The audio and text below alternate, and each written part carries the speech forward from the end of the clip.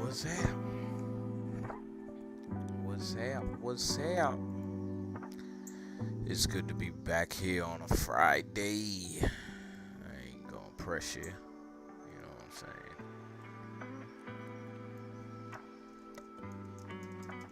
saying? Thanks for joining me all week long here on Expansion Pack.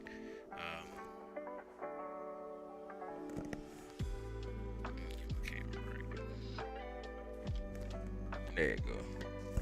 Yeah, like I said, thanks for joining me here on Expansion Pack all week long. If you've been a loyal follower, loyal watcher, loyal viewer, loyal listener, um, Zanita67, shout out to you. Odessia DW, Ali Limitless, all of y'all who watch and sub the channel. Shout out to Laylo Brown, still coming on tonight, 7 o'clock, 7 to 9. Y'all go follow him on Twitch. We trying to get him to the affiliate status in his category as well. I got a whole lot of behind the scenes work left to do for me as far as getting this thing off the ground with Expansion Pack. But look forward to me playing 2K. 2K Two-A-Days is coming back next month, the start of next month. The game don't actually drop until the 6th. So on the 6th, from then on, you'll see me playing 2K25. But I am going to start up my 2K Two-A-Days here next week. So look out for that. But today on Expansion Pack, and remember the reason we do Expansion Pack is because I wanted to give more than just me sitting and playing the game all day. And this is that 2 hours where I get in and I can, kind of let my mind loose and see what else is out there in the world other than the video games. But for the other 8 to 10 hours, you'll catch me playing the game. And the reason I say that is because if you only tune in for Expansion Pack and you miss the gaming, that's cool. If you only tune in for the gaming and you miss Expansion Pack, that's cool. It don't have to necessarily be together. So let me cue up this other background music. Well, I think I need to change. I'm gonna change the vibe for this Friday background music real quick. Yeah, hold on, give me a second. But I hope everybody else is doing well this Friday. The topic of today is on Financial Friday. So we talked about spending time. We talked about paying attention. So now we're going to talk about what's in your wallet. I'm Donald J. Trump, and I approve this message. That's my man's, I guess. All right, anyway. Now we're going to talk about what's in your wallet. What's in your wallet? Now, if you take our past 2 episodes as any example or any indicator of what I might say is in your wallet, then you'll be right on the right track. And let me get the, yeah, that one look good. All right. Time. Time is all up and in through your wallet. And I just want to leave it at that. Now, we're going to talk literal today. We ain't going to talk figuratively today. We're going to talk literal. So now, let me mute this one. Get my other one playing. Alright, now we got our music back. Alright, so now we got our music back. So, yeah, I had to switch it up on that one. So, now let's talk about what's in your wallet. Now, I want this time for me to go back to, it's kind of loud for me. I'm going to go back to 19 Keys for a second because I was trying to watch him earlier and I don't know if and I had to think about it. I was like, yo, did we watch this whole speech? I mean, this whole conversation, or did we stop? So I wanted to revisit it and see if it's some more in there that we can pick out, because I'm pretty sure they're going to talk about some type of version of finance in here. So let's listen up.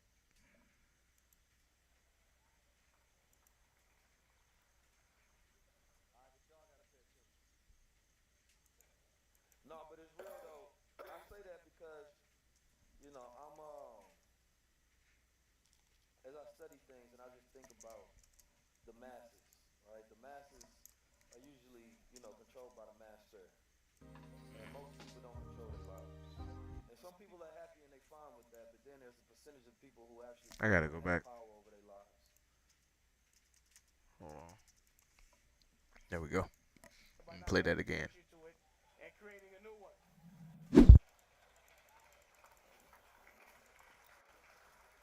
All right, but y'all gotta pay attention. No, but it's real though. I say that because I'm as I study things and I just think about the masses, right? The masses are usually controlled by the master, and most people don't control their lives. And some people are happy and they fine with that, but then there's a percentage of people who actually do want to have power over their lives, who do want I more got than what they feel the reality is. Right? I'm 333 always commercial thinking jobs. about my highest level of self. Right? What does that look like? What is he doing? And sometimes it's hard to even put yourself in the shoes of your future self because we are now in a time of uncertainty. At least for the masses. For the masters, everything is certain. Because you know who you are, you know your core values, you know how you gonna move, regardless of what pops up in the world. Right? And so I really want to ask some questions to or allow some of the guests that are here, some of the special guests to ask some questions because as we talk about linking up, one of the greatest skills that they said is important today is the art of collaboration, right? People don't know how to work with each other today, right? And that's really what's been one of my greatest skills, my ability to pull together people, right, and work with them and to get things done that normally would not have been done, right? And that allowed me to be able to travel around the world and to build and do things that one person may say, well, 19 Keys is Black Muslim consciousness. I don't know, that's too radical. But when I collaborate with my brother, you know what I'm saying, he can get into doors that I can't get in. And any doors that I can't get in, I open that for him. And so now we can increase each other's wealth just through the art of collaboration, right? And so this is why I always want people of different backgrounds and people who are my peers. I'm like, yo, come to the show or let's do this together. Like, I'm always that person that's coming up with an idea of something that we can build together. And I don't do it in the times where we need each other. I do it in times where we up, right? And that's completely different. Because when somebody hitting you and they down, no, that's desperation. You understand me? But when they hitting you, you know they up and you know they doing good and like you still want to work together. That's authenticity, right? And so you have to learn the art of collaborating and building relationships.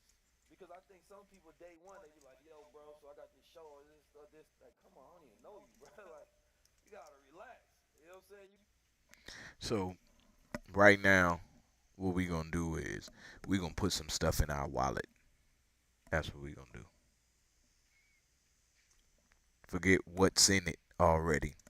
We gonna put some stuff in our wallet today.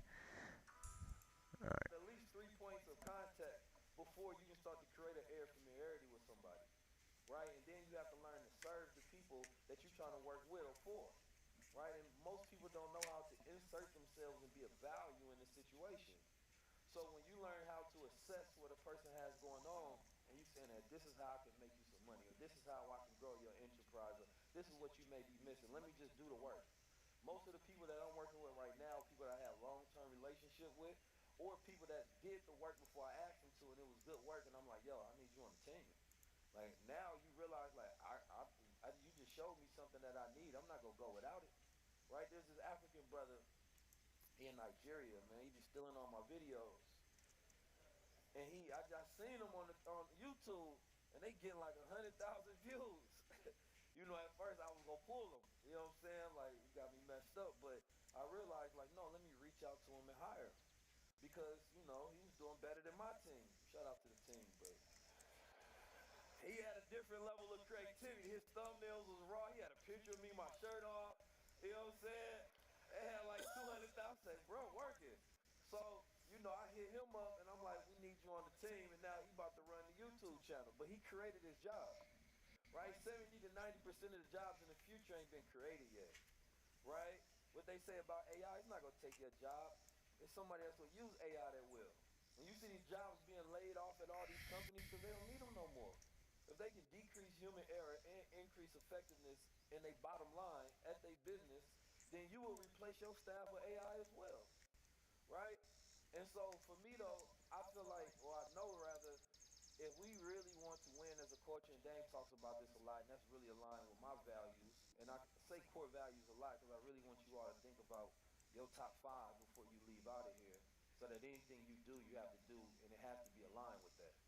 Right, so when you set up your goals and you set up your life and you look at your path, you look at your relationships, you look at your friends, your environment, if it's not aligned with your top 5, don't do it. Right, that means you have to restructure your life because otherwise you'll never get to where you really want to be. Right, because there's some people that die from stress trying to go against themselves. Right, because what you're doing is not aligned with who you are. So I don't believe in finding purpose. I believe in realizing self. The more knowledge of self you have, the easier it is to customize a life that's worth living, right? So I study myself on a daily basis. That's how I can speak. That's how I can communicate. That's how I can build with others so that I can be of a constant value, right? Today, everybody has to build a brand. Everybody should build a business. They say 50% of the workforce is now working for themselves. The other 50% gonna have to figure out that it's gonna be their time to work for themselves as well. So if Dame tell people to fire your job, right, and become your boss, that's not a privilege anymore. That's a necessity. Your job that you have right now will be taken over. It's just a matter of time, right? And this is called the great de-skilling of the world. Things are changing. They already here. So what will you do when you no longer need it? It's going to create this feeling of like, damn, I don't feel a purpose. I don't feel a reason to be alive. But I think it's a good thing because it's going to push people out of positions of doing things that robots can do. Let that robot do it. Do something that only a human being can do. Think Well, creatively. Think critically. the thing That about to me is the power. the thing about having AI now is that you could have a staff to make your dreams come true for cheap. Mm-hmm. So instead of working for somebody, you could have AI working for you for nothing. Right. So it's about reversing that narrative. Again, when something new presents itself, you have to look at the W in it, not the loss. Not what's taken from you, but the opportunities that present themselves. And usually, the evolution of technology is better for us if Some people seem born to be leaders, but that's not how it works. That's my man's in there. Leadership takes practice, and That's is right. not a gift. It's a choice. Decide to lead as an Army officer. we realize how much real physical labor do we want to do. And again, you have to be able to visualize that dream to put it in a could use AI to help you to sell it. But if you don't have a product to sell, if you don't have nothing to make, then you're not a made man. It's not gangster to be telling people how to be gangster if you don't have nothing to sell yourself. So you have to figure out what you can be unapologetic about as it relates to your point of view and have that all into a product and then ask AI how to sell it. You can even tell AI, yo, I'm gangster at this, that, and the third. What product can I make behind that and how do I market it?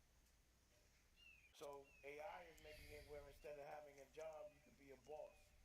But in general, the only thoughts that you should be thinking in is boss. It's boss or nothing. It's I win or nothing. It's my kids win or nothing. And what is the path? So what job can't a robot do? Oh, create a robot, because we are creating them to do everything. I think they can. Robots can create robots too.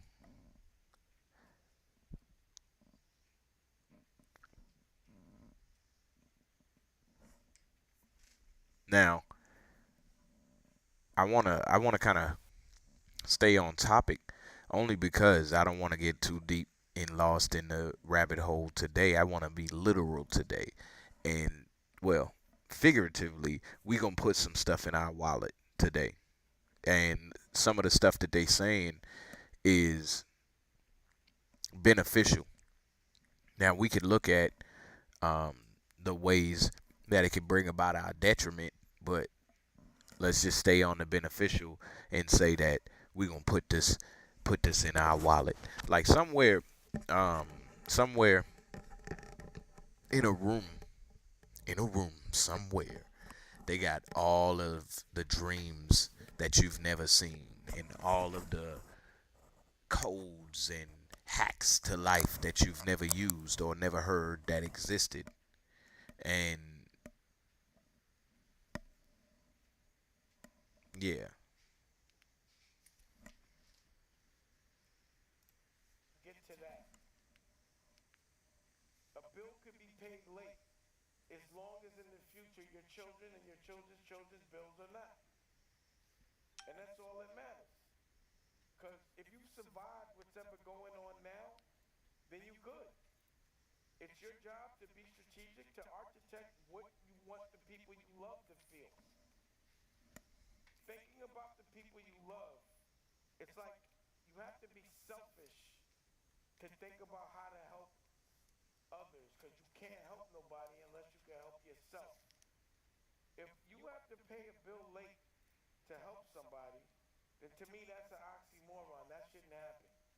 It should be as easy as you got a bill, let me buy you a house, and it doesn't hurt. But you got to be selfish in your dreams to get to that point. Sorry about cutting you off. That was an extension. It's cool. I was gonna say that. You gonna say exactly that? Yeah, I was gonna say it word for word. No, because before we got here, I said AI. If Dane Dash cut me off when I say this, what would he say? And it said that. AI exact told thing. you that? Yeah, it told me how to prompt the response from you. So I just said. Actually, AI told you I was gonna do that. I get it. Put it into your wallet that you don't have to work for someone. You can run a business. Yep. You doing something with Dave Dash? And so the metaphor for me means that at the time that it's needed, I will pull it out of my wallet. So that doesn't just apply to your money. Wallet is where you keep your,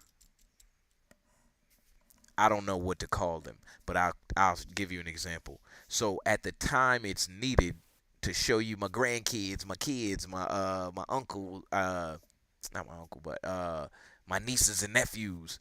I got it all in my wallet. That means I got 5x7s and I got 4x4s, you know. Or if you needed to pay, you have that specific bill in your wallet. So let's think about this thing as these are some of the things you can stick and put into your wallet, and when it's needed you use it. Not saying that it's going to be needed all the time, where all right, we was paying in cash back in the day all the time, so you always needed cash in your wallet back in the day. Now you don't necessarily need cash in your wallet. So, as well as running a business. So back in the day, you probably could just work for somebody and that was cool. So you wasn't thinking of working for yourself all the time. But now it's like, yo, you gotta work for yourself all the time. And if you working for somebody, you only doing that to get you over as you working for yourself. All right. Well, yeah, he told me After that you for talk sure. for 5 straight minutes. Yep. So it said just sit there inquisitively while he do it, and it's gonna be smooth. So Brother right here is phenomenal because he took a skill set that he had, put himself and his family on. A skill set that he teaches many other people. Everybody can't teach trading like my brother teaches. This is why you see him with the celebrities and why you see him with successful students. Not only that, if you having a hard time, the brother actually shows you all the trades that he's making at 5,000 plus per day on. It's not one of them, oh, I'm tell you I can do it. It's one of those, I'm gonna show you I can do it, and you can do it right along with me. So if there's somebody that wants to fire their job, pick up a new skill, this is my brother to tap in, the Honey Drip Network. Make sure y'all tap in, y'all can get into the Discord for a low monthly, and you can change your family trajectory just like that. Oh, I forgot about. I ain't forget about it, but I got to get on the discords.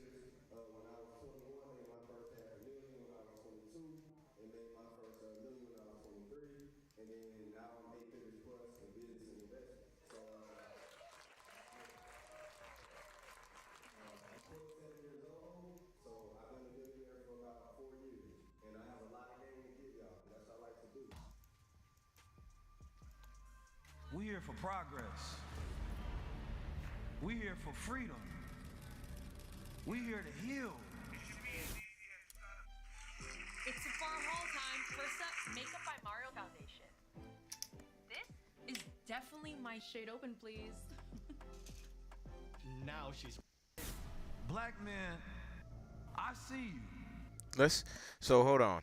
So we gonna jump off of Dame and 19 Keys for a second, and we gonna put some more stuff in our wallet. So what I just got from them is use the tools that's available to you as technology advances. We ain't gonna necessarily just say AI. Just use the tools that's available to you as the technology advances. Got it. So let's get some other stuff to put in our wallet. All right. Um. Hmm.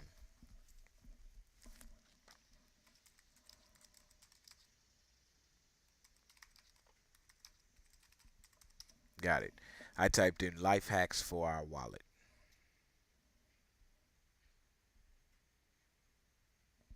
I want to be fun with this one. Let's see. If you're going on vacation, I'm sure you forgot to pack a couple of useful items, like a crayon or a pillowcase. I have collected the best travel tips for your ultimate vacation.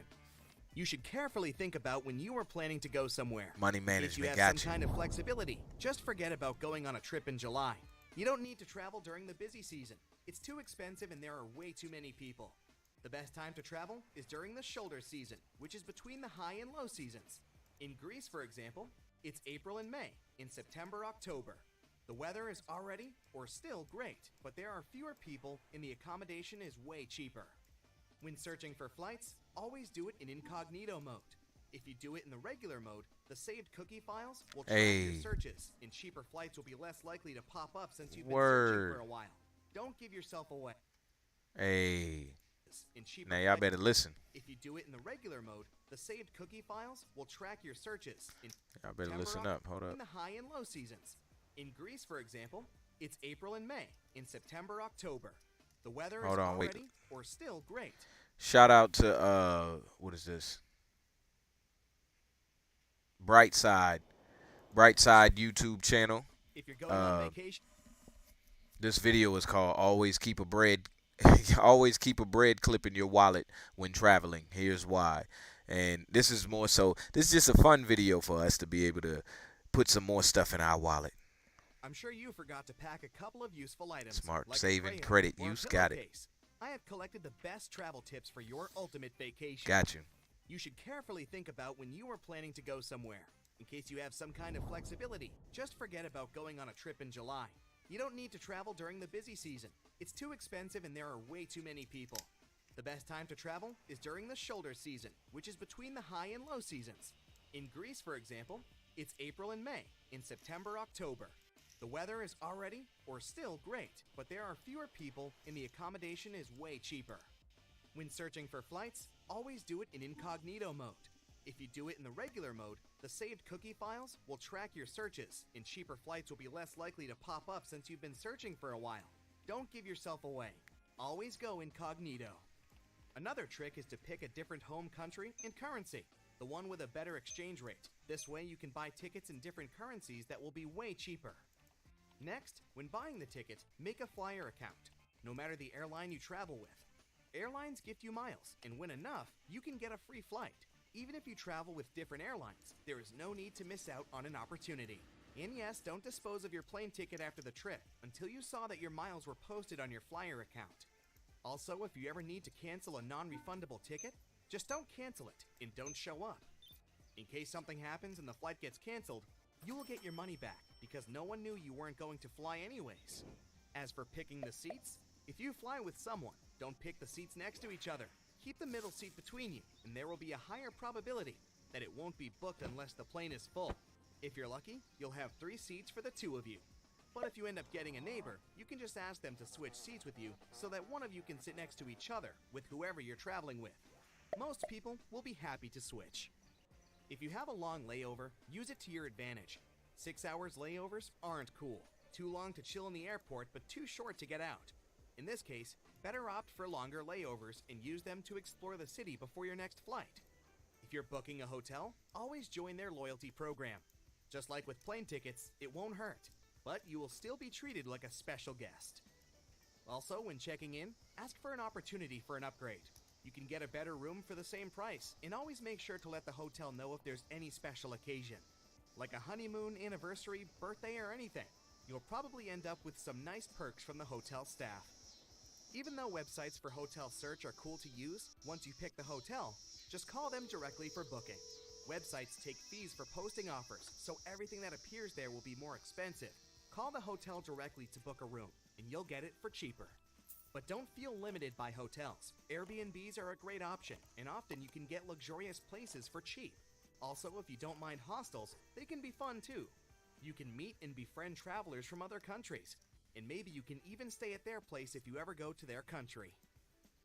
Now off to packing. First off, always make a packing checklist and keep it on your phone. It's hard to remember everything you need right away, so put together the list in a couple of days and add another item as soon as you remember it. This way, you don't forget anything important when packing. To fit more stuff in your suitcase, roll your clothes. This way, they take way less space. Roll all the shampoos and other things that can spill over in a shower cap. This way, even if something explodes, everything inside will still be protected. Also, use packing cubes. They help to organize everything and save a lot of space. Learn to organize your stuff efficiently. A tic-tac box can be a good storage for bobby pins, and they'll all be in place. Use a carbine to keep all hair ties together. Have you packed a pillowcase? You should. It doesn't take much space, but in case you get uncomfortable when traveling, you can just stock the pillowcase with some clothes. Voila! You got yourself a pillow. Also, put a dryer sheet inside your suitcase. This way your clothes will smell nice, even on long trips. All right, shop around Don't before you forget make to major a copy of your purchases. passport Yes. and carry it in your wallet just in case. And you can also have a scanned copy of it on the cloud. Another good item to keep is a power bank. Those outlets in airports and airplanes don't always work. Also, get a crayon. It'll be handy if you need to write something down. Pens don't work well in planes because of the air pressure, and pencils break. Wow. A crayon will always be there for you. Also, a clothespin is another little thing you might want to have. You know when you arrive and want to keep your toothbrush from touching any counters? If you attach the pin to it, it can serve as a stand.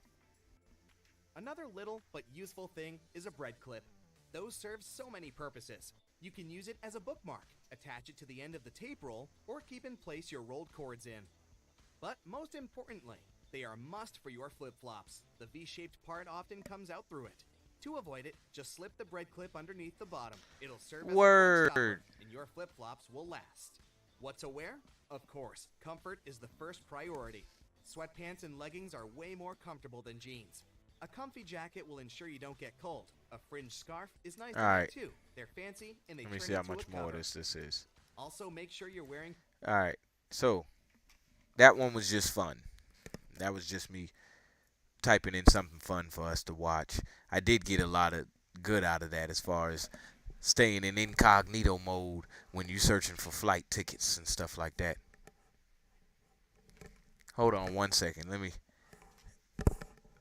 me put myself on mute. Come here.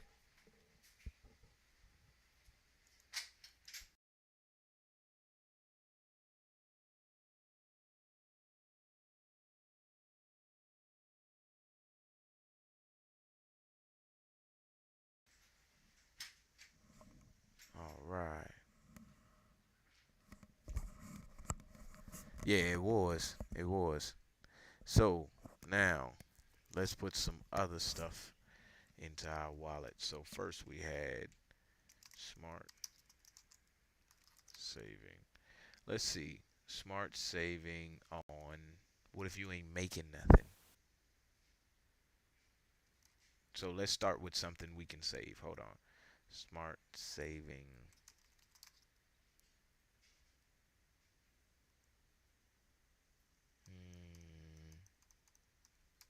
Minimum wage.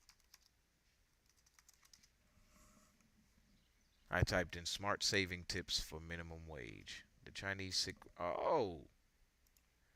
Let's put this in our wallet. So With the name of this Fidelis video is active ETFs, Hold the on, sorry. potential.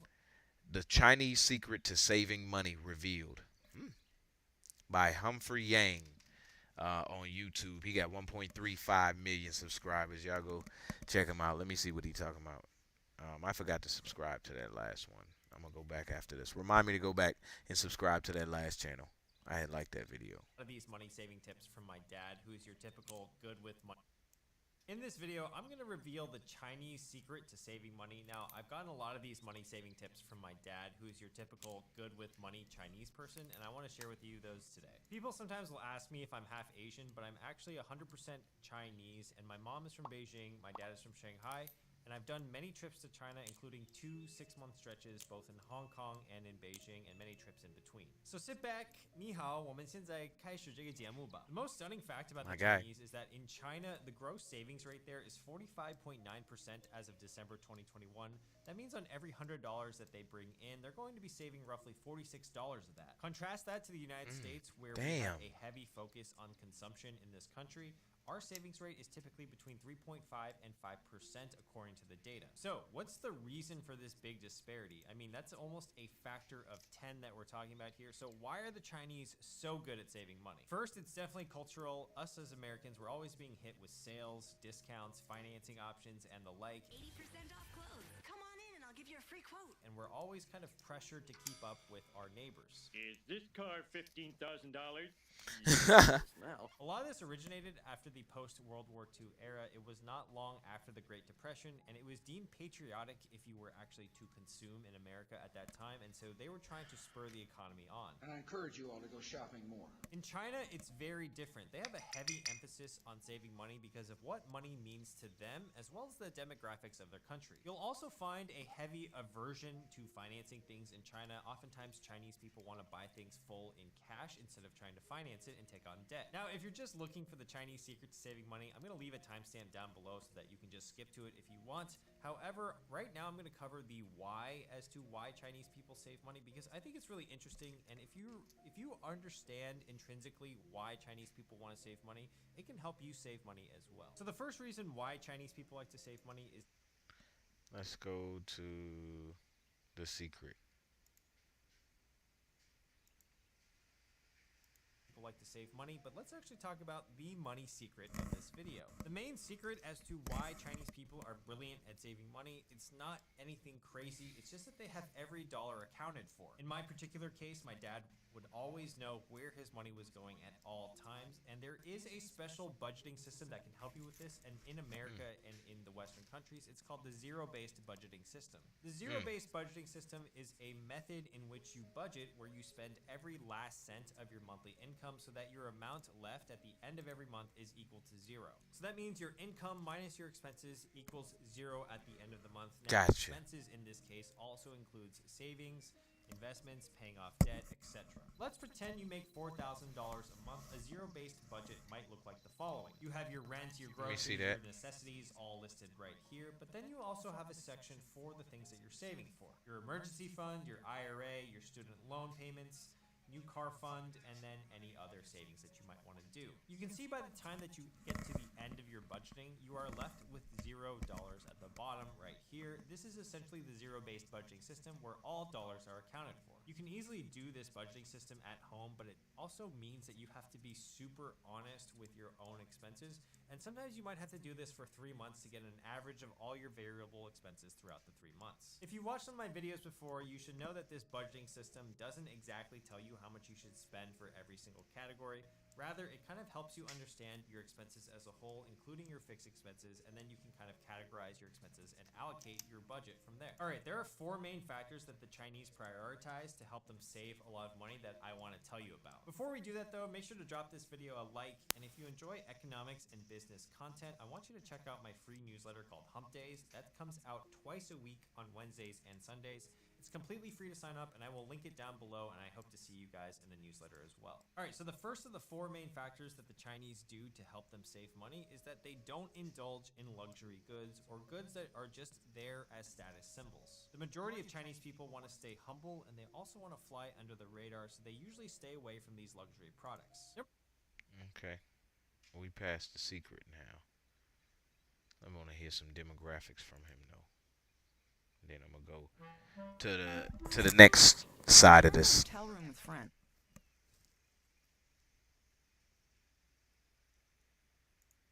All right, here we go. Up until 2016, China actually had a one-child policy that was implemented in the late 70s and early 80s to kind of stem overpopulation. And that means each family could have 1 child. Now, if you had more than 1 child, you would just be slapped with a fine.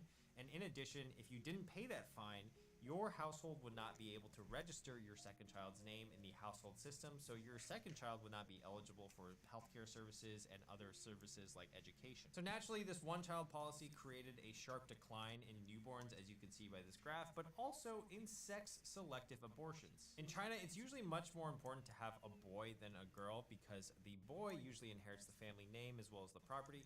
So what you had was a lot of people kind of using contraception in a way that they would avoid female births and try to optimize for male births. And with that contraception, actually it skewed the population having more males than females over time. So at its worst, it was 122 males for every 100 females that were born. Now in general terms, if you have more men than women, then you have a supply and demand issue, right? So there's more men chasing the same amount of women. So basically, to stand out as a man in China, you have to be viewed as successful, aka you probably have a lot of money. The other thing with the one-child policy was that since families were only having 1 child, they weren't having multiple kids in the majority of cases.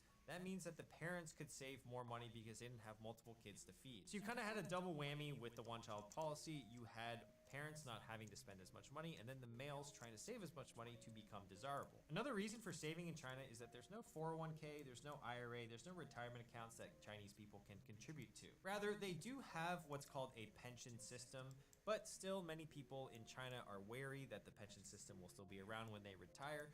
And so they also worry about the costs of healthcare, education, and their own pensions. So these are some of the main intrinsic reasons as to why Chinese people like to save money, but let's actually talk about the money secret of this video. The main secret as to why Chinese people are brilliant at saving money, it's not anything crazy, it's just that they have every dollar. All right, cool. I like that one. Having every dollar accounted for. Just hearing him say that out loud just put so many things into place for me just then. So let's go to credit use.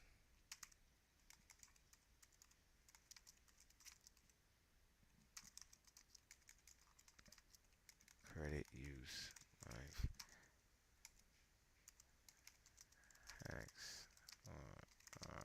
Wallet. Let me see. No. That's sponsored.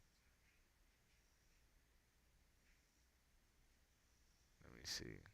All right, let's see. This is John Lang on YouTube. And the name of this is Best Credit Card Hacks That Banks Don't Want You to Know About. Now, the reason I put in the hack is because just follow me. Just follow me. Count on American Shh. Here are the top 8 credit card hacks that banks don't want you to know about. But because you follow me for all of the daily finance tips, I'm gonna let you in on all the secrets. As always, all I ask in return is if you could please just tap that little thumb icon, quick thumbs up, we're gonna get ahead and dive right into the video. So as it comes to credit cards and the credit card space, I've been in it for almost a decade. I've had over 40 cards in that time. I've accumulated over 4 million points and miles, and I've actually spent over 1 million of them doing really fun things like free travel and free hotel stays. So when it comes to the world of credit, I've learned a lot, and I'm here to let you in on a lot of those things that I've learned. But the most important thing I need you to do when we talk about credit cards is you must, please pay on time and in full. If you can't do that, you can't be watching this video, you can't be watching travel hack videos. I'm sorry, because the minute you hold a credit card balance and you pay interest, you're paying for my free vacation. And trust me, I appreciate the support, but I do not want anybody to pay for my vacation. So remember, rule number 1, make payments on time and in full. Make sure you're keenly aware of your due date, your credit limit. And as long as you play the game right, I have no doubt, sooner rather than later, you're gonna be up 30,000 feet, sipping on champagne, knocking back caviar in your fully enclosed suite. And hopefully these top 8 credit card hacks are gonna get you to the front of the plane sooner rather than later. This list is in no particular order, but of course I had to save the best for last. I think I'm gonna go from 8 to 1. So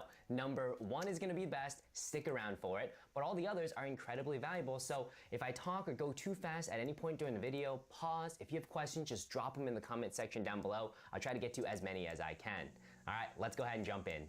Coming in at number 8, late fee waivers. I'll be honest, fees suck, especially late fees. And I get it, life gets busy, but then all of a sudden, boom, a $15 late fee, boom, a $30 late fee. Well, I'm here to say, all it really takes is for you to give the bank a call and just ask for a one-time courtesy waiver.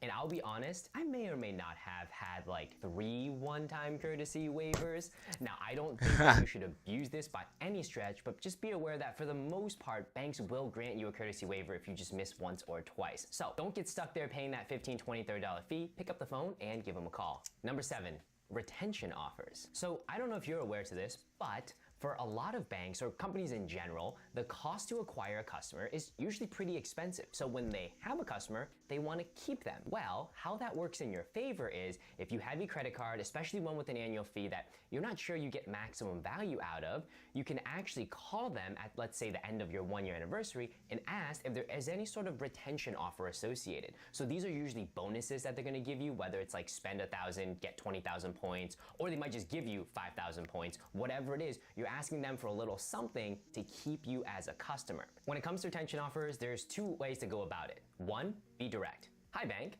I'd like to cancel my credit card, unless there's a retention offer associated. That one is just very direct and to the point. Some people might feel like, ooh, I don't know if I'm ready to just be that upfront. Totally fine. Option number 2, a little bit fluffier, something to the effect of, hi bank, you know, I'm not getting as much benefit out of my card as I would this year. I'm thinking of potentially closing it unless there might be anything. You can just kind of let it linger, and they'll usually kind of say, oh, you know, Mr. Lang, looks like we can offer you, I don't know, 40,000 points if you spend $2,000 in the next 3 months. Something to that effect, right?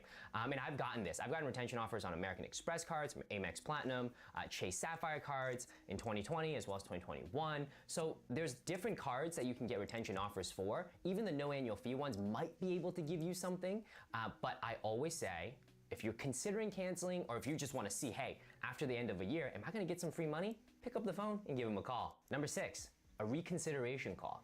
So you just applied for a credit card and you got denied. Most people would probably say, ah, shucks. But did you know that you could just call the bank and ask them to actually reconsider your application? And I've actually done that a lot. what you're basically doing is asking for a manual review of your application, and in that process, you want to explain to the person reviewing your profile why they should approve you. So in my particular situation, I was applying for a Chase Inc. credit card.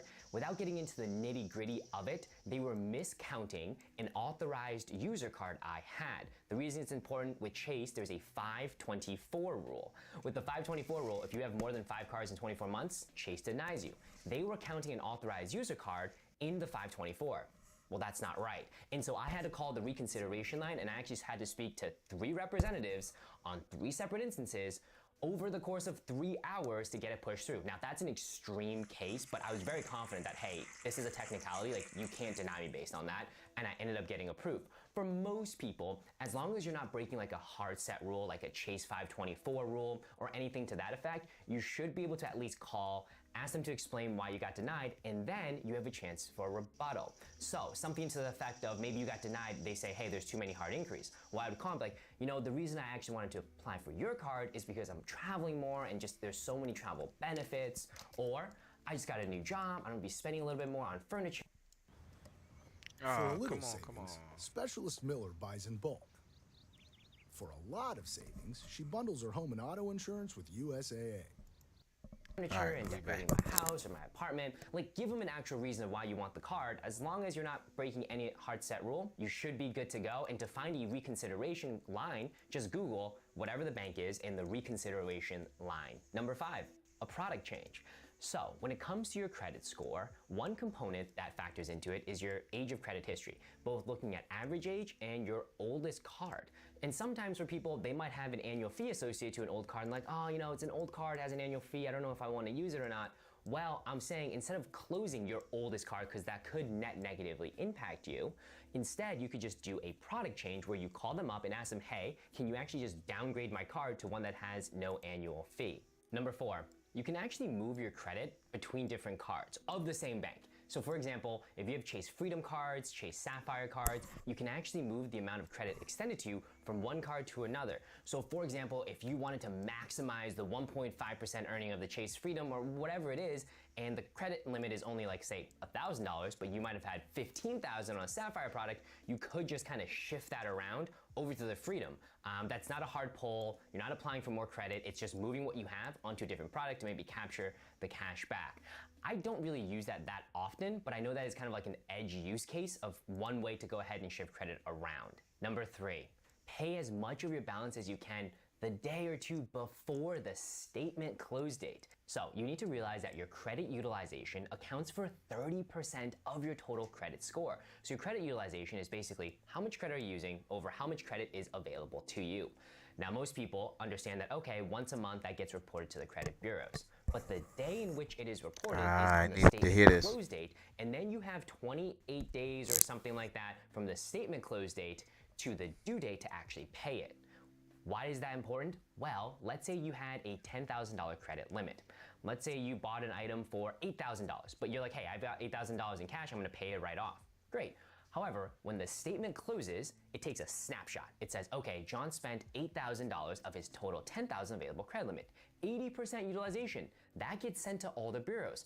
Even though I'm gonna pay it before the due date and I'm not gonna pay any interest on it, the bureaus are like, oh my gosh, red alert, John is using 80% of his available credit. Yeah, that's gonna ding him and negatively impact his credit score. So I always tell folks, listen, you have a charge coming up, you know when this statement close date is, pay as much off as possible before the statement close date, not the due date, so that your utilization is at least below, I would say at an absolute max, it's below 15%.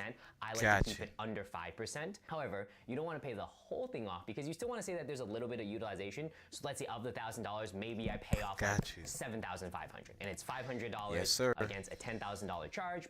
Perfect. That utilization is fine for me. And then before the due date, obviously pay the rest of it off. Paying as much before the statement date as possible could potentially boost your credit score by reducing your credit utilization.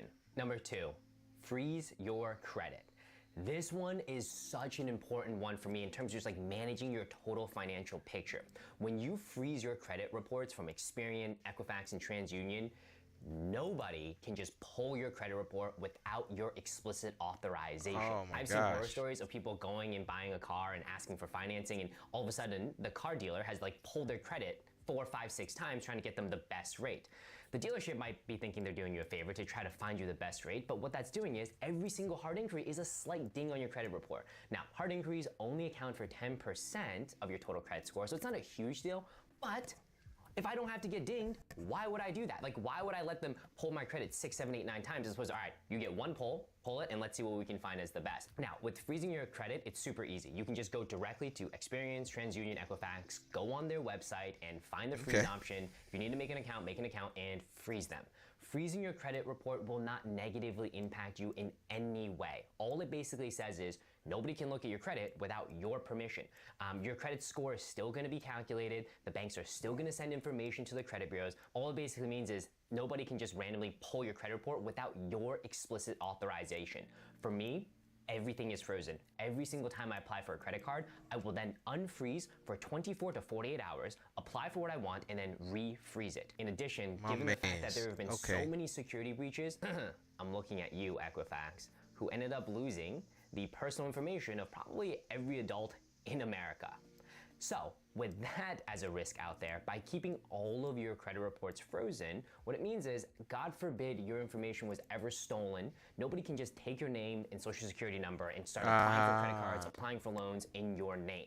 Because they're frozen, the minute they apply, denied because nobody can look at the report. Again, it's 100% free. I've had it frozen for years. There is no net negative impact to you. And coming in at number 1, you can apply for multiple credit cards and get multiple sign-up bonuses. Now, I don't mean just a card from Chase and a card from Amex. Like, yes, that is a thing that everyone knows they can do. But what I mean by that is you can apply for a card from Chase, and after you get the bonus, 24 to 48 months later, apply for it again. That, folks, is how you accelerate your ability to get to the front of the cabin. For example, when I flew up here, my Cathay Pacific 20,000 first class flight, I actually used a Bank of America Alaska Airlines card twice. I got the bonus twice, and that is how I got to the front of the cabin quickly. It wasn't on spend because I'll be honest, if you're just spending, getting 70,000 miles is gonna take a lot of spending. Instead though, you're basically playing within the rules that the banks outline, right? Sometimes you'll have very explicit rules, 24 months, 48 months, whatever the interval is between when you get a bonus and you can get another one. Sometimes the language isn't there. So, kind of gray area. If the language not there and it's not explicitly forbidden, then you could probably get it more than once in a shorter interval than just say 24 months. Now, some banks though, you can't do that with. For example, American Express has a lot of language that says if you get the bonus, you can only get one ever in your lifetime. So if you got an Amex Gold or Amex Platinum, you got one shot to get the highest sign-up bonus possible. However, there are banks like Chase, which say it's 48 months. So if you get a Chase Sapphire product and you get a bonus, you have to wait 48 months, which is 4 years, before you can get another bonus from Chase. And then you have all the cards in between. I would say general rule of thumb I've seen is about 24 months. So if you apply for a card and got a bonus, 2 years later, you can probably apply for the same card and get the bonus, again. I'm telling you folks, if you want to end up in the front of the cabin, you want to fly for free, travel for free, or just get a ton of points, this is what you need to pay attention to. And as always, if you're interested in any credit cards, for me, my top travel cards, my top beginner cards, top student cards, 0% interest cards, I'm going to leave a link down below. You can check them out. If you have questions on credit cards, on any of the hacks that we talk about, please let me know in the comment section as well. As always, I appreciate everyone so much for tuning in. This has been an incredible video. I hope the... Yeah, I enjoyed that, John Lang. Alright, so now we got wants versus needs. Let's just type it in just like that.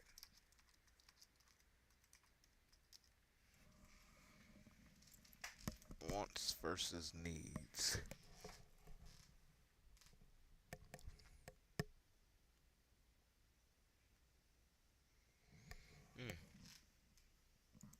Let's go.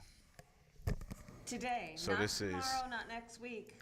This is Prepper Princess on YouTube. Real wants versus needs and being grateful for what you have.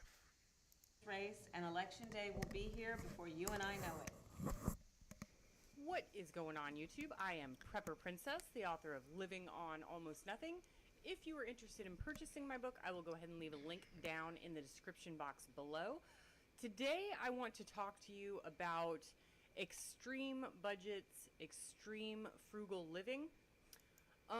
So I live in the state of California, and I purchased a house for less than $200,000, where the average price of a home here is $783,000.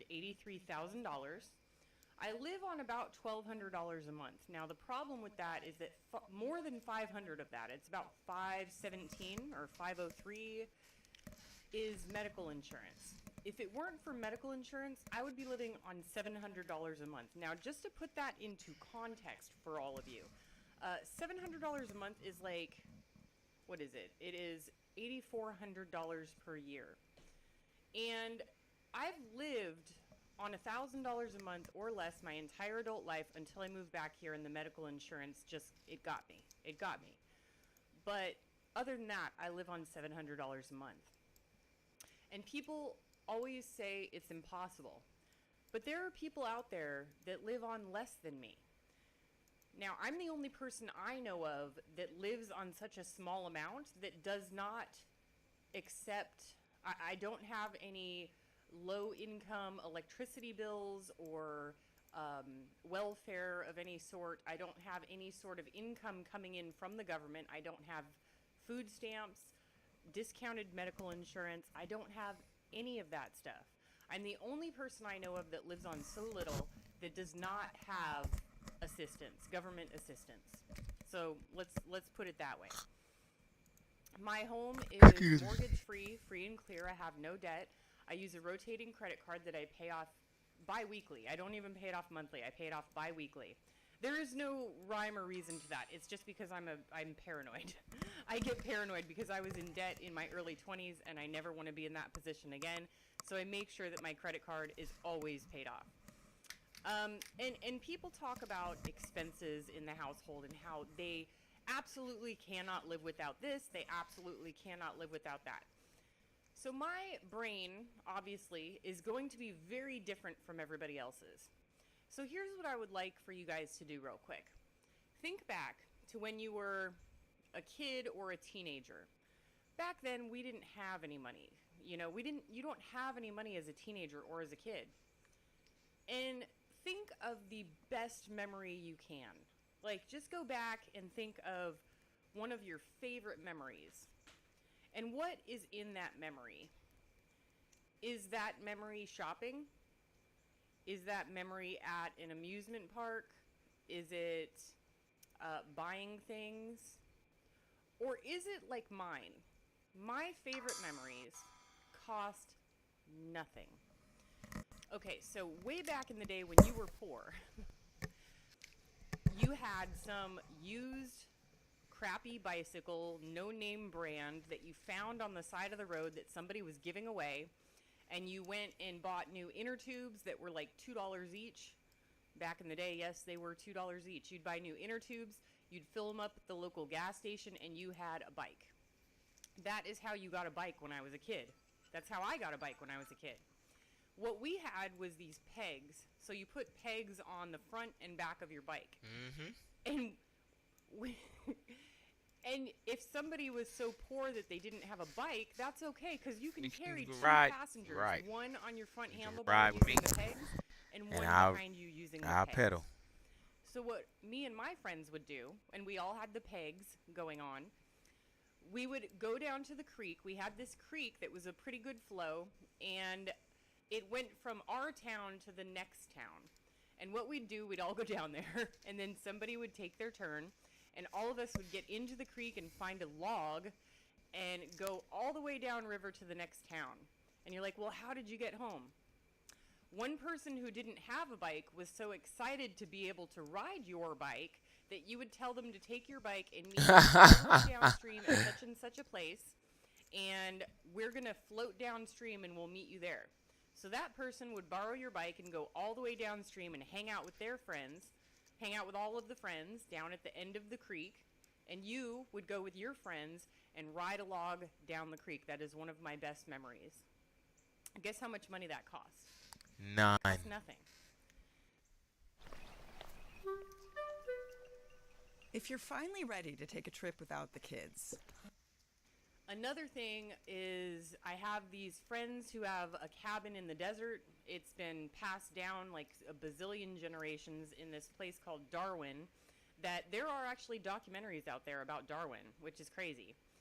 And their neighbor is Rick Gibson, who is on all of those documentaries, and Bill Bruce, who's on a couple of those documentaries, and Bill and Becky, who own the cabin, would invite us over there. And the best times that we had was going to this pit where you would have this big giant bonfire, and you would just be burning whatever wood you could find from old sites that used to be houses. You'd be burning wood, and they had bongo drums and a ukulele and a guitar, and we would just sit there and tell stories and laugh and have a great time, look at the stars. We would that was the best memories for me. Those are the best memories for me. So moving on to today, we live in an extremely consumer-driven culture, which it's not that I can't be a part of it. I simply don't understand it. I don't have some of those understand chocolate chip trying cookies? to focus beautiful, wonderful memories around spending money. I don't like eating out because it makes me ill. The fried food or the grease that they use to cook their food or whatever makes me, I'm down for 3 days. And I'm not talking about like I'm pooping for 3 days straight. That's not what I mean. It means it makes me so lethargic and tired. Now on here I talk about free, cheap, frugal meals. But the truth is, I eat one meal a day, and it's just meat and vegetables. You know, I can't go beyond that. And that is the cheapest way that you can eat, and that's the only way that I can eat. And then when it comes to people in cars, the debt that people accumulate, I think that there is a huge culture shift that needs to take place where people think that they need certain things. Advertising, every time you sit on your couch or step out your door, you just got to think to yourself, everyone is trying to get my money. Every single person that I come in contact with, every single place that I go, they are trying to get me to take money out of my pocket and give it to them. When you go to the grocery store, you go to the mall, you go to the thrift store, you go to the clothing store, every single person is trying to get your money. I'm subscribing to her.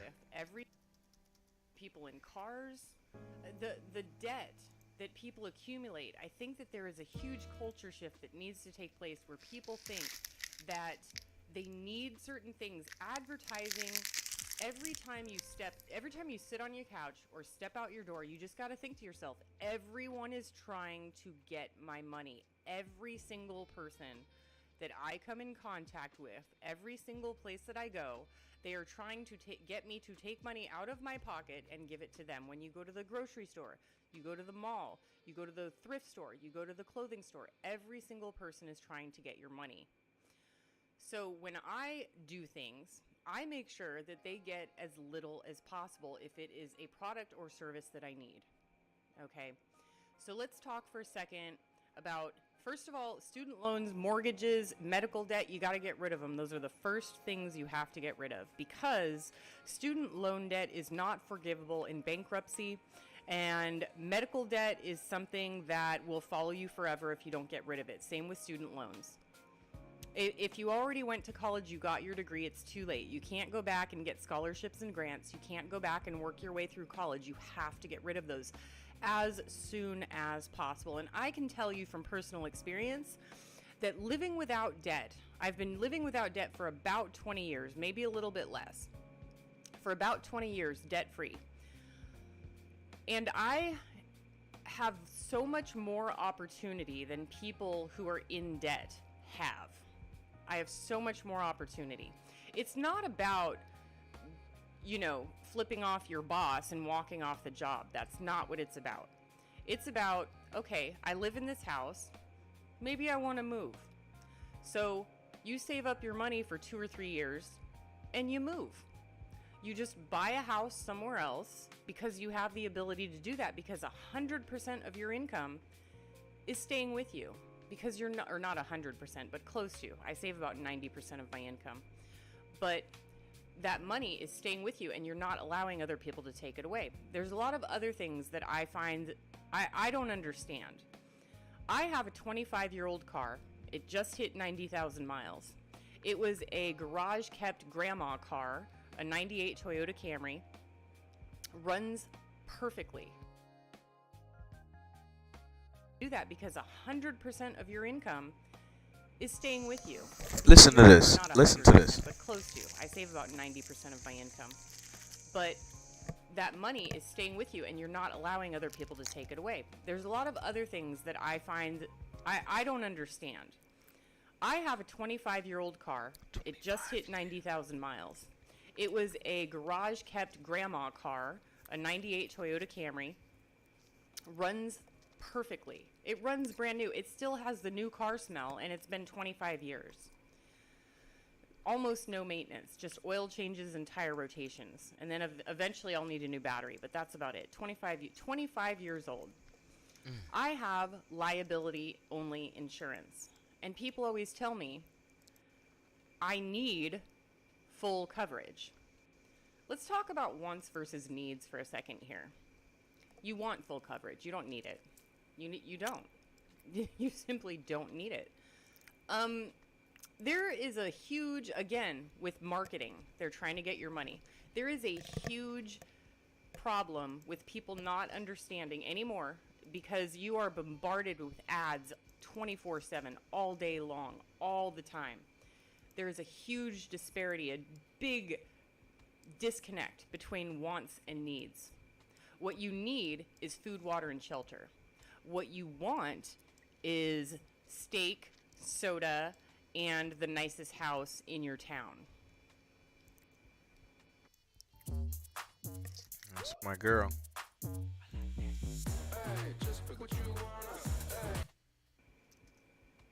That's it. And then every time I tell somebody something, like, you don't need that big fancy house, they will rebuttal with something like, but the school district, I want them to go to perfect schools. The dumbing down of America, it doesn't matter what school you go to. I see people graduate from school that are morons. I met somebody who was 45 years old, had a master's degree, didn't know what a CFL or LED bulb was, or incandescent. They didn't know what any of those were. They didn't know. So you can graduate from college and be a moron. I don't believe in college anymore. I believe in trades because trades are going the way of the dodo. And if you are a plumber or a contractor or an electrician right now, you have the ability to become a multimillionaire because they are few and far between. They're hard to find, and you'll never be out of work if you have those jobs. People always say that they need something that they don't. And it really is a justifiable thing in their mind. They're just trying to justify a purchase in their head. So I say I have liability-only car insurance, and they'll say, but what if? But what if you get into a huge accident with so-and-so and it's all your fault? Well, for starters, that's not going to happen. I very rarely drive my car. I'm a defensive driver. And even if I had full coverage, that person can sue me for the entire amount of what my car insurance will pay. They'll say it's not enough, and then they'll go after me personally in civil court. And they can do that to anybody. So what's the point? And then having full liability coverage, if my car is only worth Kelley Blue Book $3,000, but I have full coverage and I'm paying $2,000 a year for full coverage, Right. a year and a half I've already wasted the money of what it would have cost me to replace my car. And people always have a but. There's always a but. You know what? Always a but Thank you, in lady. their mind. I tell people to switch to Mint Mobile, their cell phone. And they'll say, like, they'll have some cell phone plan that's $120 a month, and I'll say switch to Mint Mobile, it's $15 a month. Oh, well, I like my service. Well, how do you know you're not going to like the Mint Mobile service? And then they'll say, oh, well, I don't get Mint Mobile service in my area. Okay, well, Mint Mobile works off of Verizon or AT&T or whatever it is. And then Boost Mobile works off of Sprint. This is not accurate, I'm just saying. Boost Mobile is $10 or $15 a month. You're paying $120. Go with them. It's the same network. Well, I can't because my husband says so. Whatever reason. It's always a justification in their mind. And then I will say things like, they'll say, whenever people are freaking out, they've got their back up against the wall, they're about to declare bankruptcy, the first thing how can I save money on laundry? Really? Okay, so let's do the research on laundry. The majority of the cleaning is done by the agitation cycle in the washing machine, not by the soap. The soap is, first of all, people overuse it like crazy, and what happens is that the soap suds stick to the fibers onto your clothes, and then they attract dirt and they make them more dirty, so that you'll have to buy more laundry soap in order to get your clothes clean. Stop using laundry soap. If you want to save money on laundry, stop using laundry soap. I knew she was going to say Or that. get a Zote bar, which they sell for 58 cents now, and just do spot cleaning, and then the residue left from the spot cleaning, throw it in the washing machine. There's your laundry soap. 58 cents per bar. And it'll cost you 58 cents for probably 6 months worth of laundry. And if you want to save more money, wash it in a bucket, you know? Trying to save money on something so trivial and so small and so little is not going to make a large impact on your finances over the long term. You have to go after the big stuff. The big stuff. So you have to go over your mortgage, your medical insurance, your debt. Your debt is the biggest thing that is going to stop you from becoming free, financially independent. It's going to stop you from becoming wealthy. And people, you have to stop making excuses in your head. Stop justifying these huge purchases that are unnecessary, that you say are necessary. They're not. So I'm going to pause right there. I want to make sure my game is alright. Yeah, so let me pause right there and just say that what she's saying is, if we were in a different place, then everything that's important to us now would be changed. It would be different. And so if you can look at yourself as already being in that different place, then you could change some of the habits that you have as far as spending. Now, that different place for our example would just be the person that you want to be, or having the things that you want to have, such as financially sound, or saving saving money, so then you would keep turning my headphones down. You would look at yourself and say, hey, I'm actually going and changing into what I want to be, or what I want to do. I'm practicing it. You say, oh, that's a nice $70,000 truck you just bought for commuting that gets 12 miles to the gallon.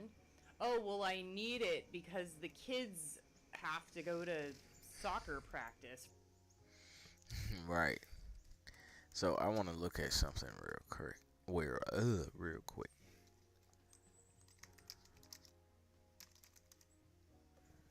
I like my man's Dick Gregory, so I'm gonna see what he talking about. Now, mine, he might do some cussing, so y'all just bear with me. But I had to go to this real quick. Know what makes you comfortable with living, right? And I just want to add to what you just said. Know what makes you comfortable with living, and also know what you're comfortable doing to make that comfortable living possible. You don't want to go and do something you're uncomfortable with to make that comfortable living possible. But let's listen to Dick Gregory real quick, see what he's talking about.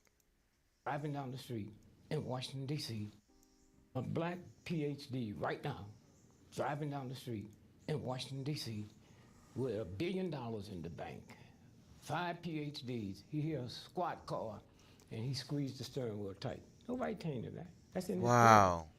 And then when the car passed, he said, thank God, God had nothing to do with it. Whoa. So, Zanita67, this is what I was talking about today when I was watching the show, the documentary about them, creating these video games. This is what I was talking about. Check it out. Check it out. Check it out. Check it out. A black PhD right now, driving down the street in Washington, D.C., with $1 billion in the bank. 5 PhDs. He hear a squat car, and he squeezed the steering wheel tight. Nobody told him that. That's in his blood. And then when the car passed, he said, thank God. God had nothing to do with it. It wasn't after you in the first place. You have to look way into it, I missed it all coming up.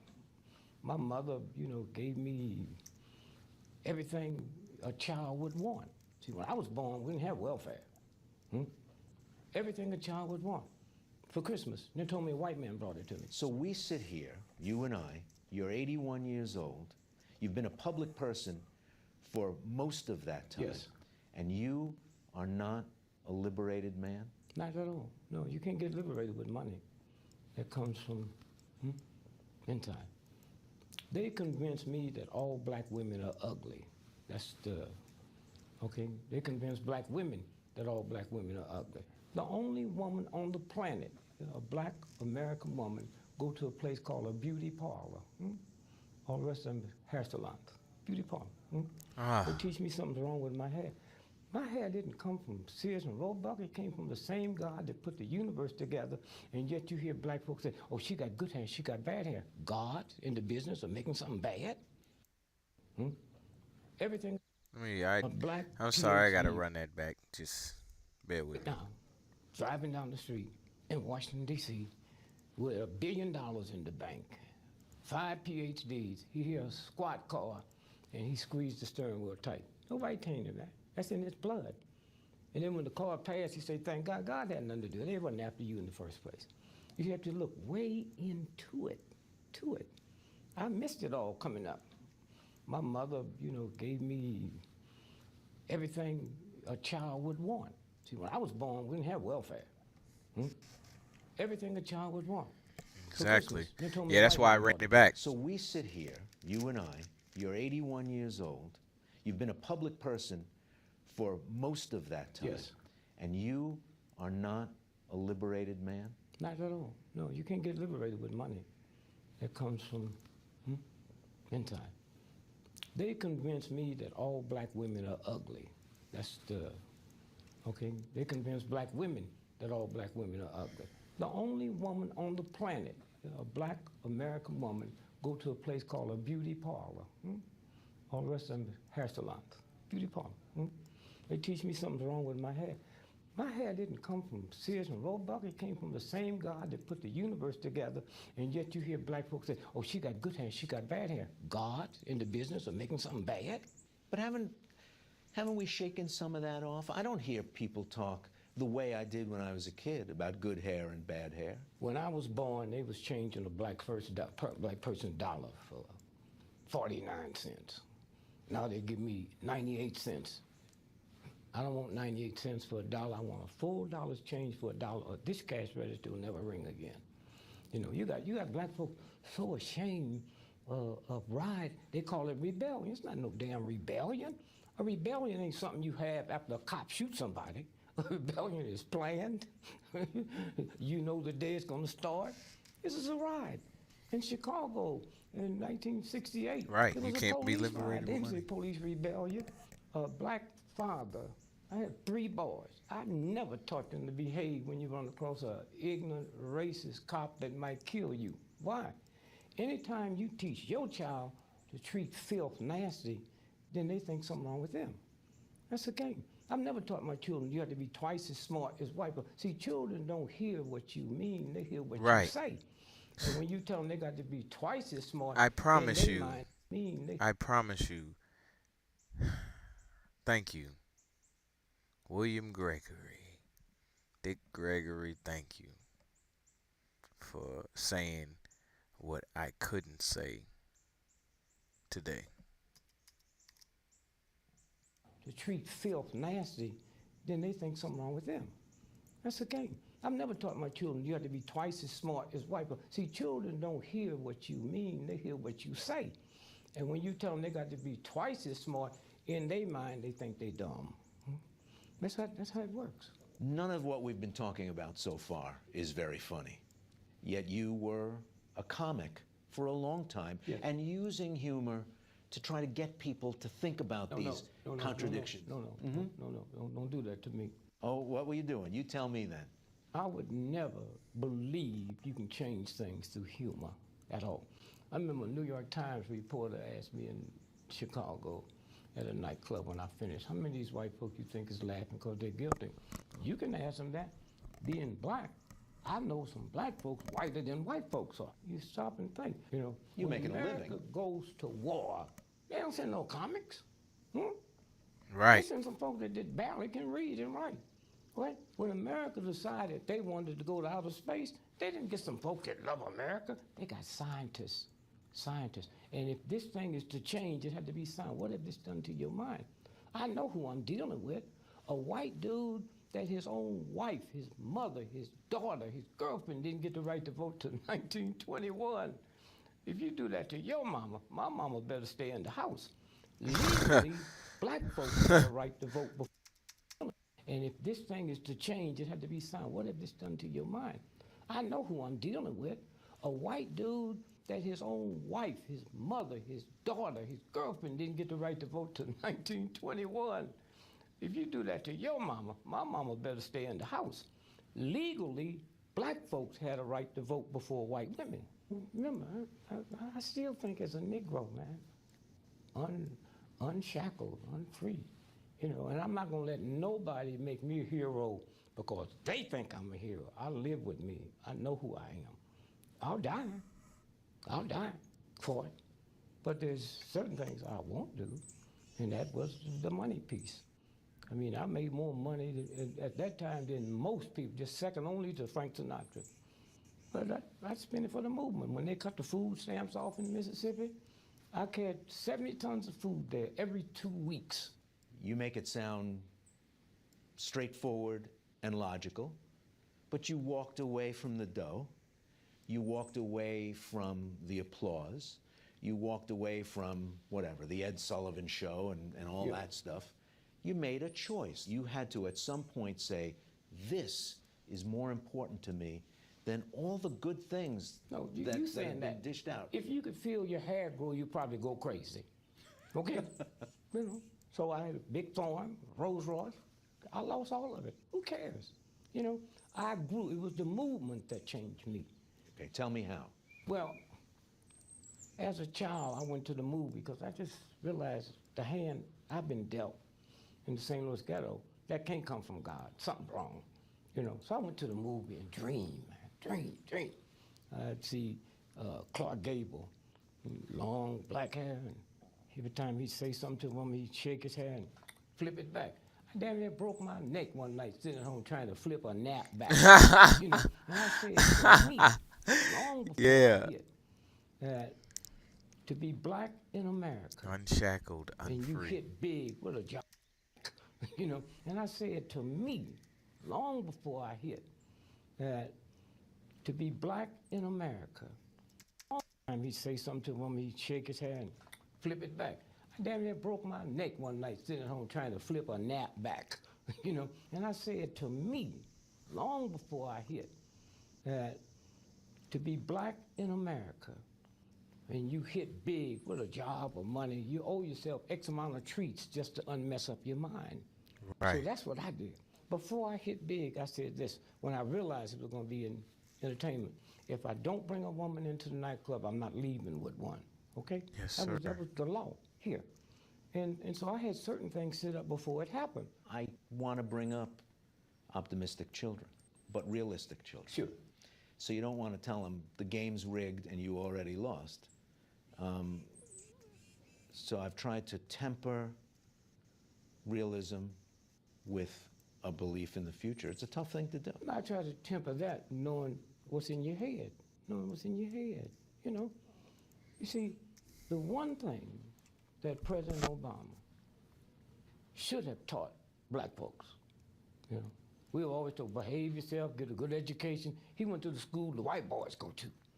Never been to jail. Just as nice and kind, huh? They treat him as bad as they would treat a third grade dropout on death row waiting to be electrocuted. So that you say, don't believe what they telling you. because it don't. We were always told, behave yourself, get a good education. He went to the school the white boys go to. Hey. Never been to jail. Just as nice and kind, huh? They treat him as bad as they would treat a third grade dropout on death row waiting to be electrocuted. So that would say, don't believe what they telling you, because it don't work. So don't play it straight? Don't walk the straight and narrow? Don't be Barack Obama? Is that the bottom line? No, I'm honest. You know, all my children have been successful, very successful, because I told them the truth. Education ain't nothing, huh? If you think there's a universal God that put the planet together and need a system who hate you to teach you something, right, then you're in trouble anyway. You know, I had a mother that couldn't come to my graduation because she didn't think her clothes was right and she didn't want to embarrass me. That's that feeling. And lastly, let me say this here. No group of people have ever been negatively go through what we go through, and them same white folks pick us to feed them, take care of their children. They see something in me. Have ever been negatively go through what we go through, and them same white folks pick us to feed them, take care of their children. They see something in me. Yeah. I went to him purposely because I'm like, yo, I already know he got something for us on the money tip or the financial tip. Yeah, a lot of good quotes. Always. I sat for like, must have been like at least a week and a half, just listening to Dick Gregory talk at his older age, not the younger Dick Gregory, because I'm always fascinated by the old black man. There's the old black man, either he don't talk at all, or like he just is to himself, or he like is outspoken. I've noticed eventually I'll become an old black man. Alright, so what else do we have? We had wants and needs.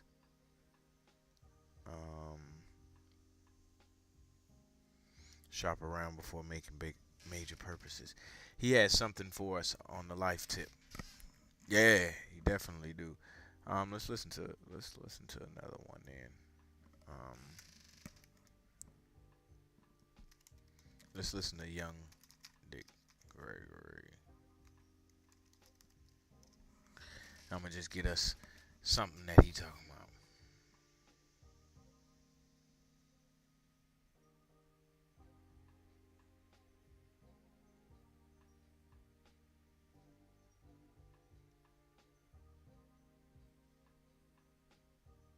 I seen that one. Hold on.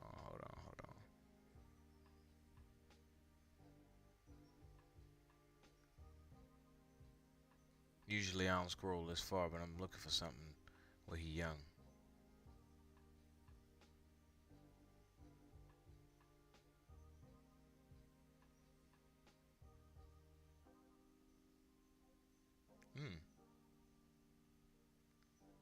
Let me see this. Among our distinguished guests today is Dick Gregory.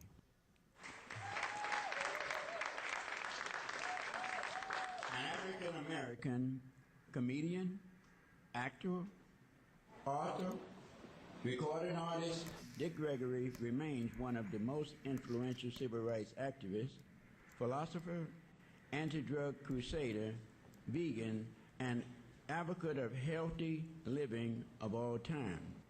Since 1961, he still uses his performance skills to convey his message on civil rights. In 1973, Mr. Gregory developed an interest in vegetarianism and became a nutritional consultant. And since the mid-1980s, he has been a prominent figure in the health food industry for his advocacy of a raw fruit and vegetable diet, and by going on fasts, sometimes lasting upwards of 50 days. Mr. Gregory has been credited for introducing Dr. Martin Luther King Jr.'s son to vegetarianism, who then went on to influence his mother, Coretta Scott King, to become a vegan. Mr. Gregory has been credited for introducing Dr. Martin Luther King Jr.'s son to vegetarianism, who then went on to influence his mother, Coretta Scott King, to become a vegan. In 1992, Mr. Gregory initiated a program called Campaign for Human Dignity to fight crime in St. Louis neighborhoods. Let's listen to some of his published books. No More Lies. From the Back of the Bus. The Hood Held Nature. All right, let me get to it. I pray to God that your return and my return will be equally as safe. But first, let me just say I've entertained all over the world. I've enjoyed it. But tonight was something special. Tonight was something special. That's because you special, huh?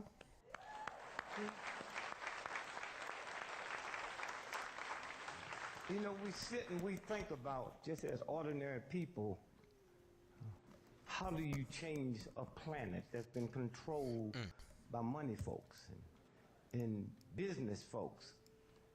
And I'm sitting here, I've been here 2 days now, and I don't know if you're too close to it to see it, but you bring something special in this room, and maybe to this city. I lived here for 25 years. I've never known 2 days in August to be as nice and as cool as these 2 days are. So I have to blame it on you.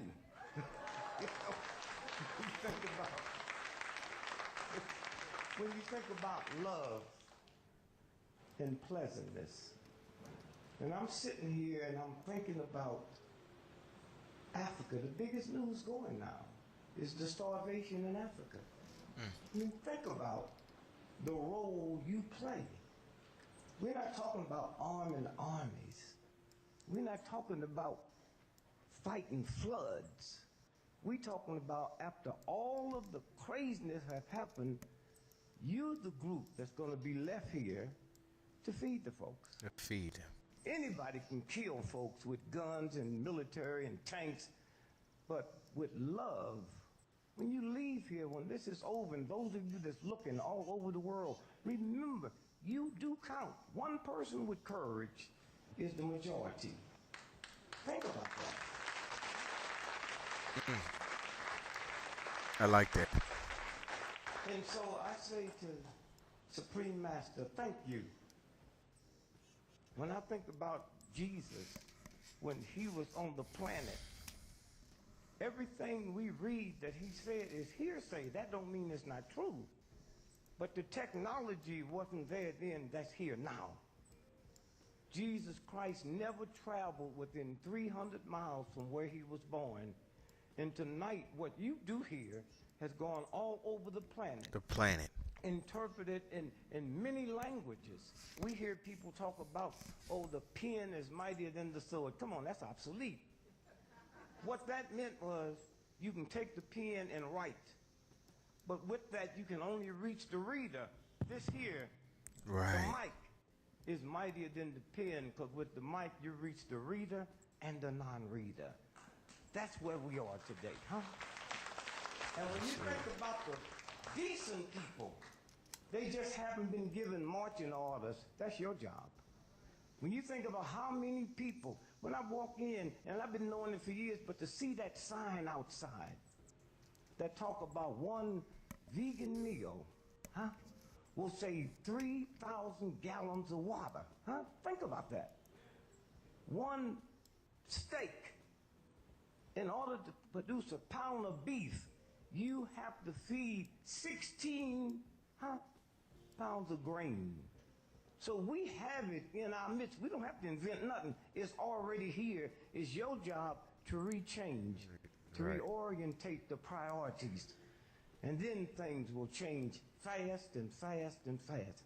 Oh, people don't understand you. They think you're crazy. What do you mean you're not going to eat no meat?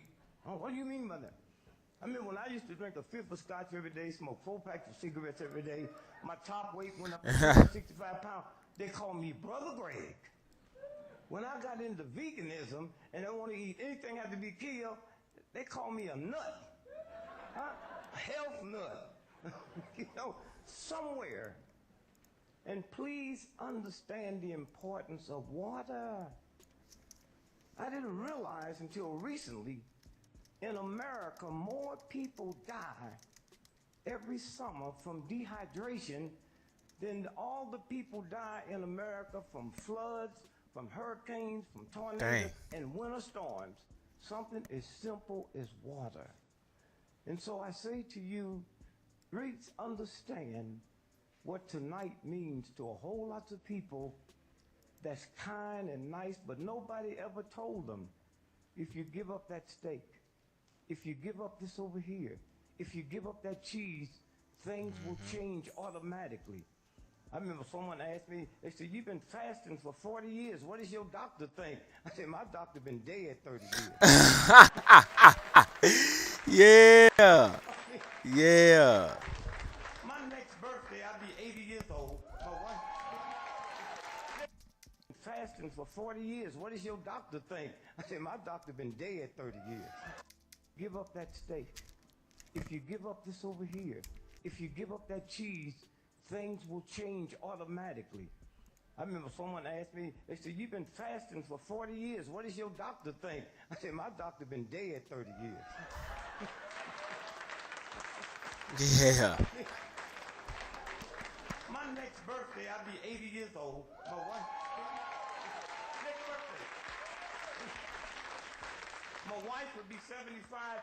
We don't have a prescription between the two of us.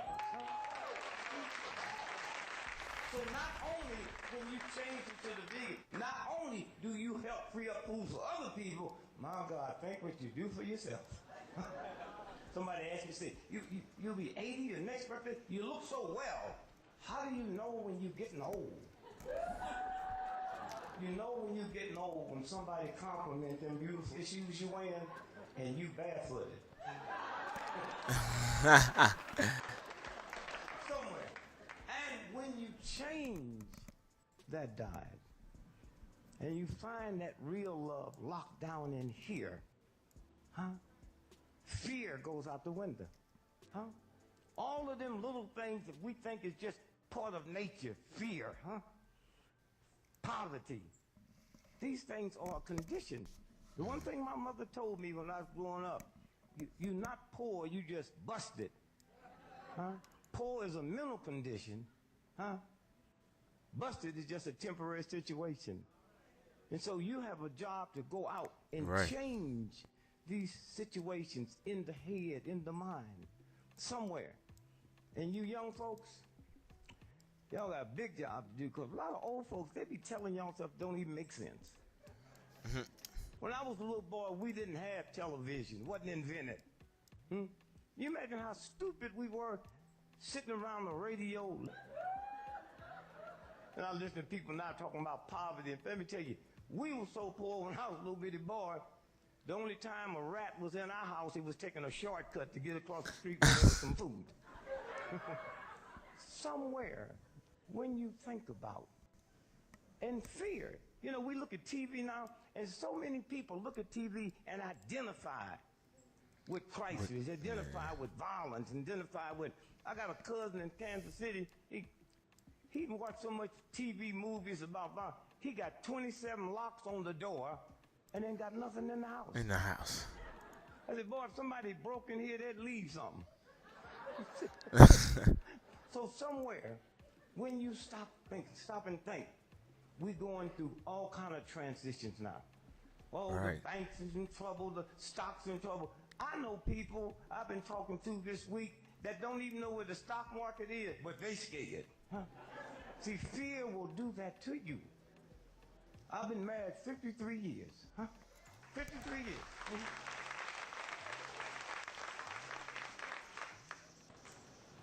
And when I first got married, my wife couldn't handle debt.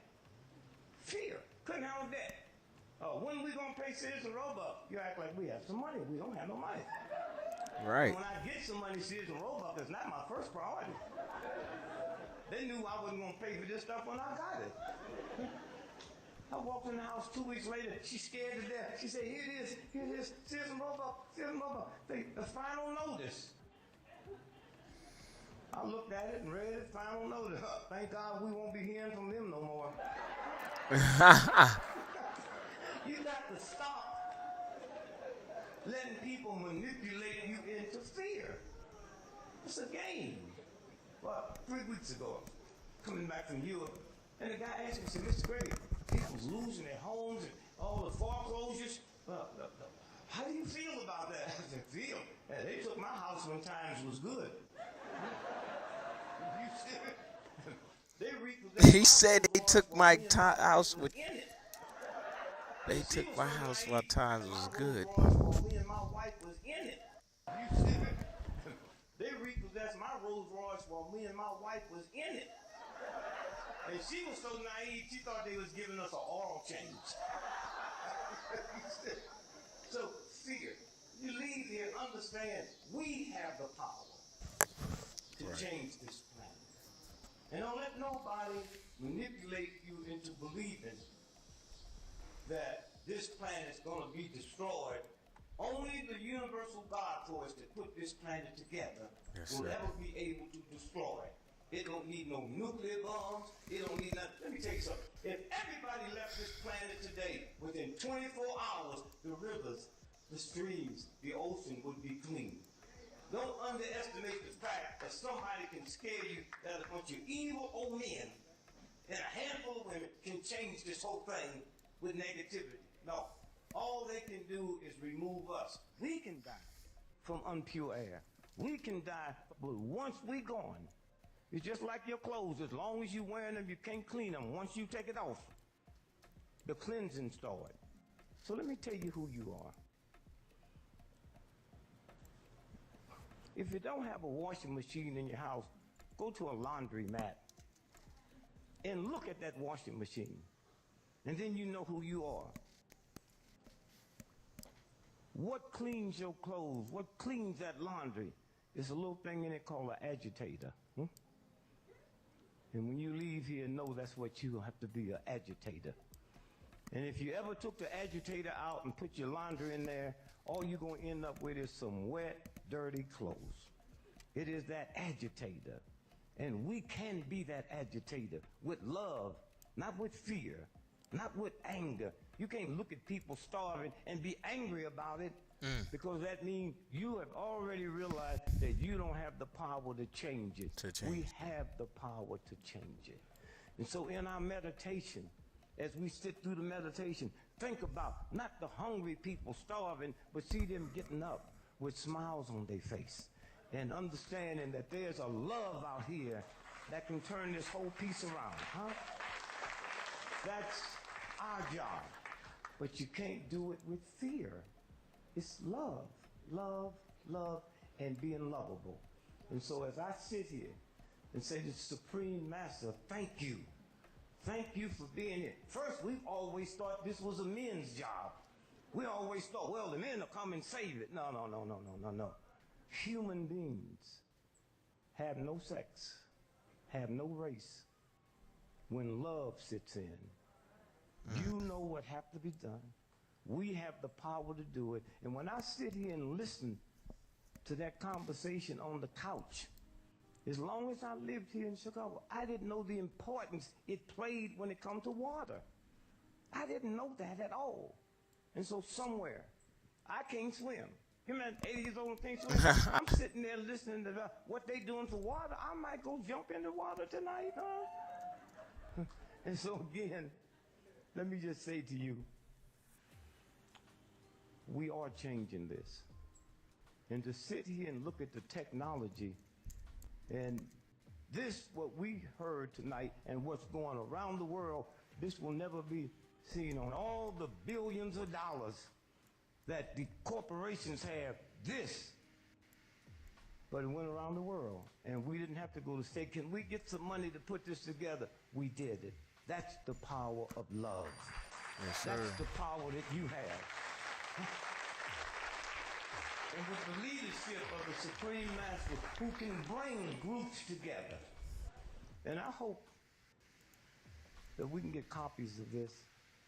And I hope my brother and sister and your wife, I hope you can look and see what the world heard you say. Just ordinary people, You didn't come up here with an army outside. You come out here with you and your wife, And you sit. And once we understand how smart women are, you hear me? So somewhere, I just want to say how thankful I am, not just to be here, but to listen, to hear the whole conversation about water. You hear people talking about water shortages and water shortages, but you all put a face on it tonight. You put a face on it, not only to say the planet is being messed up, but here's what we can do about it. And so for that, I thank you. For those of you who's here, that spent your time here, I thank you. And your message is getting through. I was here 4th of July, when everybody was cooking ribs and eating barbecue, and nobody won't hear nothing about no save the planet. I just go crazy because he don't like to do number drink, cheap wine, and stay high. I woke him up and gave him an apple. He said, "Is it organic?" I love it. Yeah.